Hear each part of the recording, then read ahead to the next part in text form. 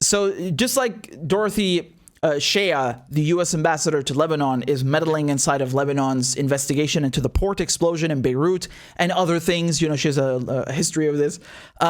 This is a common trend. You look at the U.S. embassy in Moscow, you know, they were telling people, they were providing people with protest routes, which is incredible. Could you imagine if the Russian embassy in America, in the United States, was telling protesters which streets to take? Like, you would never hear the end of it on MSNBC. You know, Rachel Maddow, her head would explode.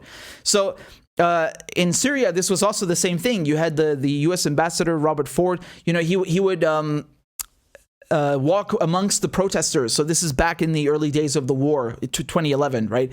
Or, you know, Arab Spring, as they want you to call it. But Arab Spring, you could... Yeah, Egypt and Tunisia, but not Libya and Syria. That wasn't an Arab Spring. That was, you know, Western intervention. So he would walk amongst the protesters, like just openly calling for the president of the country that is hosting him to be ousted. I need to explain to you how fucking insane this is, because if you go, like, just think of this simply. If you go to someone's house, just as a guest, like you get invited to someone's house, and then you are telling the owner of the house to get the fuck out of their own house. I mean, like, this is insulting. Just on a basic level, right? So what do you think, how does that come across when you are representing another country? You are a diplomat, and you come, you know, to a country, a foreign country that is hosting you and your diplomatic mission, and then you are meddling in the internal affairs of the country. This is faux pas. You cannot do this.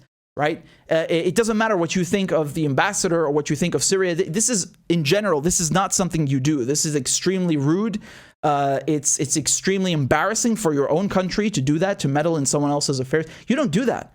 And of course, I'm saying officially, obviously, most embassies, you know, they're spy stations. Their whole job is to meddle. So let's not kid each other. But they're so shameless that they openly do it. And that's what I'm talking about, that they openly come out. They're in the street with the protesters saying that the president should be like this. You really have to have some balls. You know, I always say, imagine if the roles were reversed. Just imagine if the Syrian ambassador to the United States was walking in the street and saying the American president should be removed.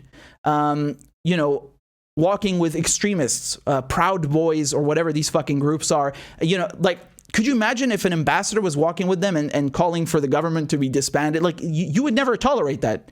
You would not tolerate the Russian ambassador doing that. You would not tolerate the Lebanese ambassador doing that. So why is it okay for the American ambassador to do that to other countries? You know, it's a real double standard.